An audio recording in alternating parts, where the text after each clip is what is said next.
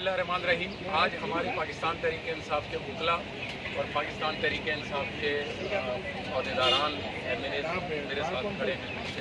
हमारे मैं खुद जनरल सेक्रेटरी पाकिस्तान तहरीक इंसाफ और साबका MLA हो गया हूँ। आप लोग हमारे यहाँ आने का जो मकसद है वो बड़ा वाज़ेह है। एक तो हम अब हाई कोर्ट से ये दरख्वास्त लेके आए हैं कि as a general secretary Karachi की पूरी तंजीम के हवाले से कि जब से इमरान खान साहब ने अपना हकूक़ मार्च का ऐलान किया और हकीकी मार्च का ऐलान किया, उसके बाद से जो है हमारे साथ जो रवैया रखा जा रहा है सिंध गवर्नमेंट की तरफ से, ख़ुसूसन कराची की पुलिस की तरफ से, IG सिंध की मौजूदगी में IG सिंध की छतरी के तले के मुख्तलिफ़ तरीक़ों से हमारे नौजवानों के, हमारे वर्करों के, अहदेदारों के घरों पे छापे मारे जा रहे हैं। उनके दीवारों को, उनके घरों की पामाली की जा रही है, बल्कि बाकायदा तौर पे उनके घरों पे जाके बाज़ औक़ात में तो लूट मार की जा रही है, अमलाक को नुकसान पहुंचाया जा रहा है, उनको मिसिंग किया जा रहा है, उनको गायब किया जा रहा है। एक खौफ की फ़ज़ा बनाई हुई है पूरी कराची में। आए दिन जो है ये रोज़ाना की मामूल पर, रात की भी बात है, रात को भी लोगों को इन्होंने उठाया है और 23, 24, 25 तारीख से नामालूम के नाम डाल करके उसमें 700-800 नौजवानों को मुख्तलिफ़ जगहों पे छापे मारते हैं, घर में घुसते हैं, दीवारें फलांगते हैं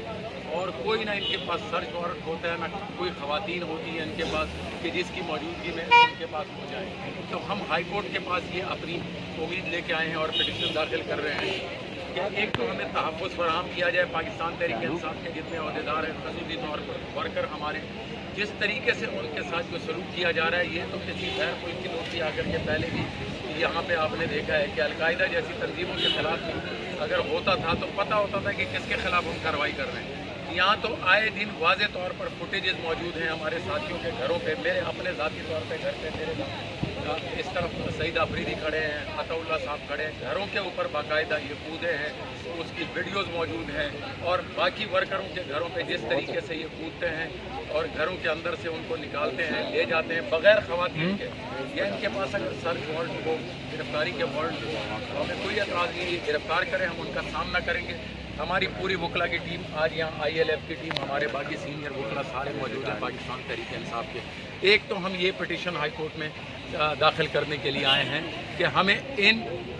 जरदारी माफिया से ख़ुसूसी तौर पर इसलिए कहेंगे क्योंकि ये इदारे उसी के नीचे काम कर रहे हैं। सिंध गवर्नमेंट उसकी जो है ज़ाती आलाकार बन गई है और जिस तरीके से जो है पाकिस्तान तहरीक इंसाफ के वर्करों को, अहदेदारों को